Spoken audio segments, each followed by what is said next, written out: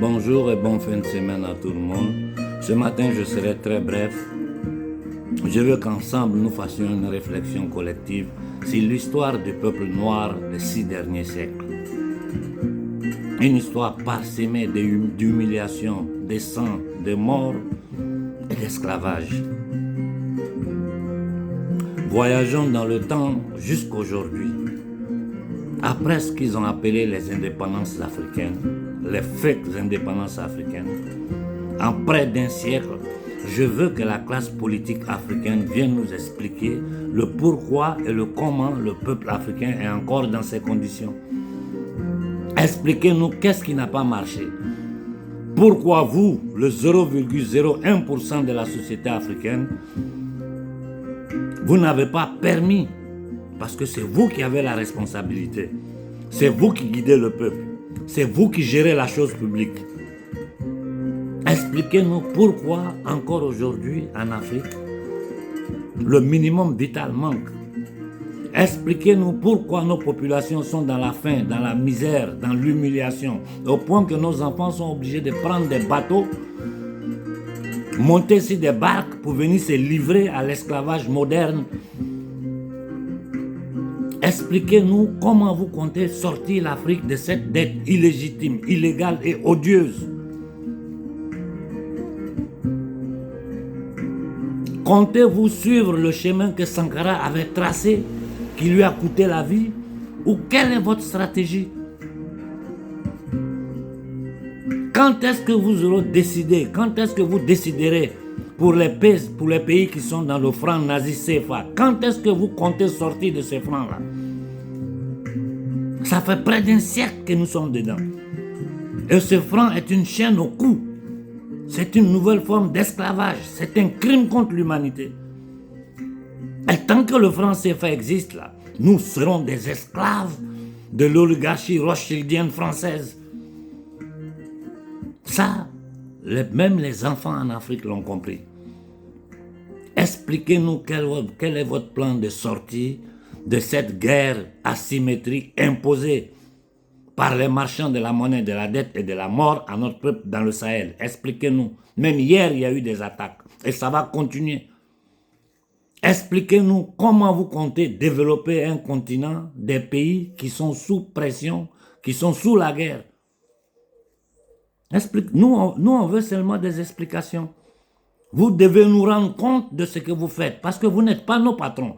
Vous n'êtes que des personnes ou qui sont arrivées au pouvoir par hasard, par concours de circonstances, ou qui ont été votées par les peuples africains pour travailler pour les peuples africains. Personne de vous est plus béni que n'importe quel Africain. Personne de vous a un droit plus que n'importe quel Africain. Vous êtes là, dans l'opulence, dans les privilèges. Je discute tous les jours avec l'Afrique. Des 4 coins de l'Afrique, je discute tous les jours avec les Africains. Ils sont aux abois, ils sont dans le désespoir total. L'homme noir sur le continent ne sait plus où donner la tête. Quel est votre plan de sortie? Comment vous voulez arrêter cette guerre au Sahel, sachant qu'elle est pilotée par la CIA, les services secrets anglais et français, c'est-à-dire nos ennemis éternels?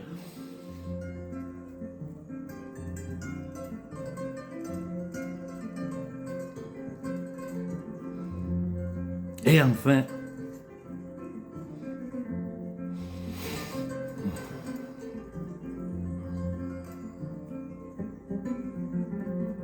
pourquoi et comment nous sommes arrivés à ce point-là?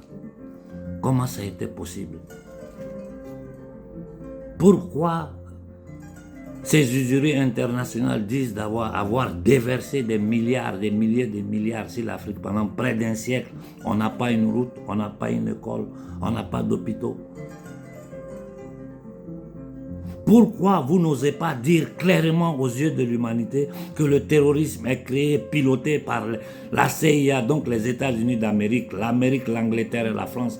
Pourquoi vous n'avez pas le courage de le dire publiquement? Pourquoi vous continuez à aller sur un chemin que depuis un siècle n'a fait que créer la mort, la misère?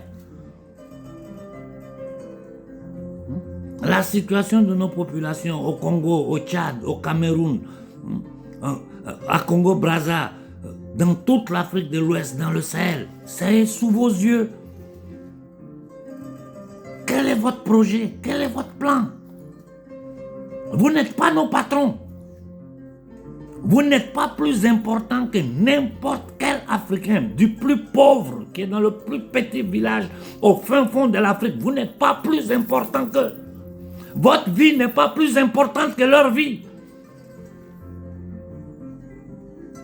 Venez ici, je dis à la classe dirigeante africaine, toutes sans exception, venez ici sur cette vidéo, donnez-nous les explications du pourquoi et du comment l'homme noir souffre aussi en plein 21e siècle. Quelle est votre stratégie? Vous pensez nous porter en avant encore des décennies? Comment comptez-vous sortir de cette guerre imposée au peuple d'Israël? Je vous pose la question, vous, dirigeants africains, selon vous, qui sont les responsables de cette guerre? Qui sont derrière les groupes armés, toutes ces milices armées, ces fous de Baalbek appelés djihadistes? Qui sont derrière eux? Qui les finance? Qui les soutient?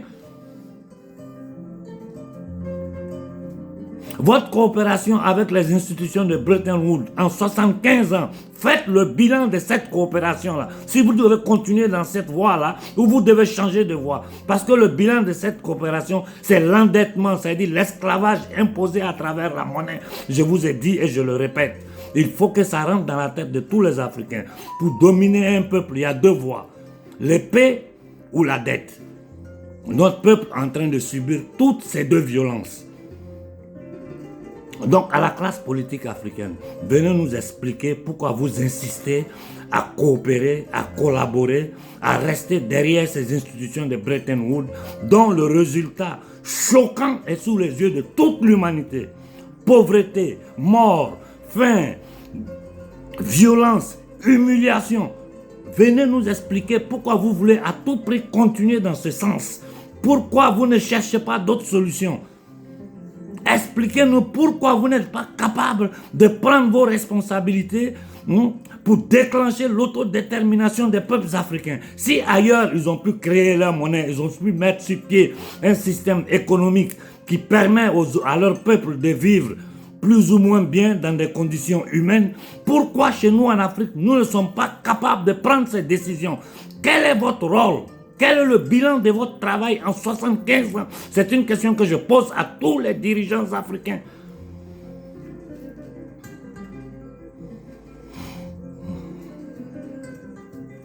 Nous attendons des explications de vous. Nous voulons des explications sur pourquoi vous avez échoué. Quelles sont vos responsabilités? Et quel est votre plan actuel? Qu'est-ce que vous comptez faire pour le peuple? Vous voulez continuer à traîner le peuple derrière les institutions de Bretton Woods?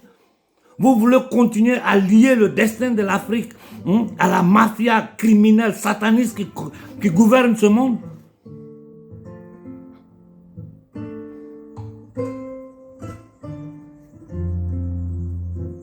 Nous attendons des réponses. Et surtout, il y a une priorité. Il faut faire arrêter cette guerre dans le Sahel. Quel est votre plan pour arrêter cette guerre dans le Sahel? Vous savez tous que cette guerre est pilotée par les marchands de la monnaie, de la dette et de la mort pour la destruction, la balkanisation et le contrôle de l'Afrique. Ne faites pas semblant de ne pas le savoir. Pourquoi personne de vous a le courage de sortir pour dire la vérité publiquement à Mondovision, à toute l'humanité? C'est nous qui devons le faire. C'est vous les dirigeants, c'est vous qui vivez dans l'opulence, dans les privilèges. C'est vous qui avez décidé de prendre en main la destinée du peuple africain. Pourquoi vous n'êtes pas capable de dire la vérité aux yeux du monde?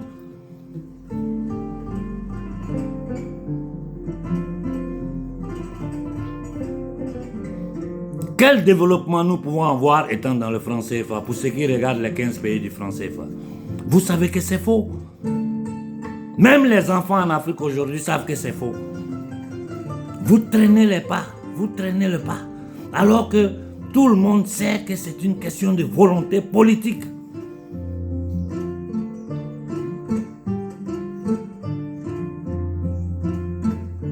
Nous voulons des explications. Aux politiciens du Congo, expliquez-nous comment vous avez fait pour permettre 18 millions de morts au Congo. Vous êtes assis à Kinshasa dans vos villas à vivre dans l'opulence pendant que au Congo, les gens n'ont pas d'eau potable, ils n'ont pas d'électricité. C'est la société civile qui se lève pour aller défendre le territoire congolais pendant que vous, dont les 70% du budget congolais est dans vos poches, vous et vos familles, vous vivez, vous mangez, vous êtes dans du champagne, les enfants n'ont pas d'eau potable. Hier, j'ai discuté un peu avec certaines de nos populations au Mali. J'ai passé une nuit blanche. Tu parles avec nos populations au Niger, c'est la même chose. Partout en Afrique règne la misère, la pauvreté, les maladies. Le minimum vital nous manque. Venez nous expliquer le pourquoi. Venez nous expliquer pourquoi vous insistez pour rester derrière ces organisations criminelles appelées Banque mondiale, Fonds monétaire international. Quant à la société civile africaine, j'ai dit, il faut que nous prenions nos responsabilités. Nous avons dégagé les problèmes de l'Afrique. Maintenant, nous devons donner les solutions.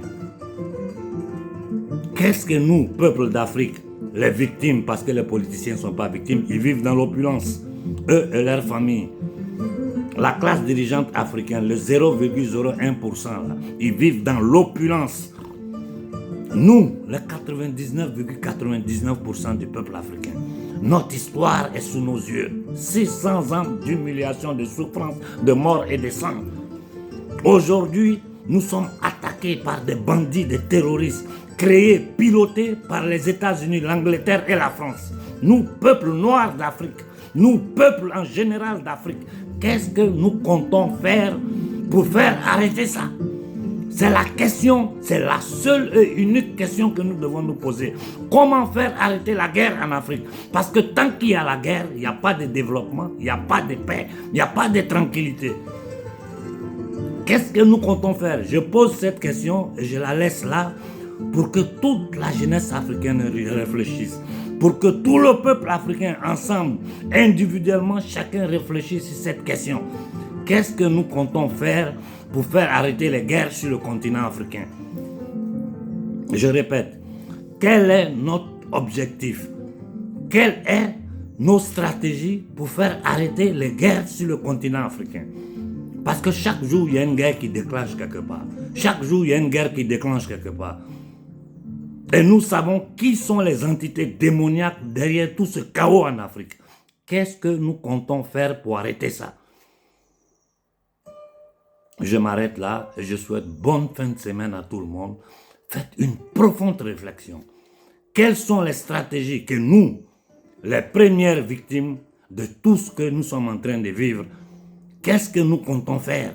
Nous voulons rester sur Facebook à bavarder?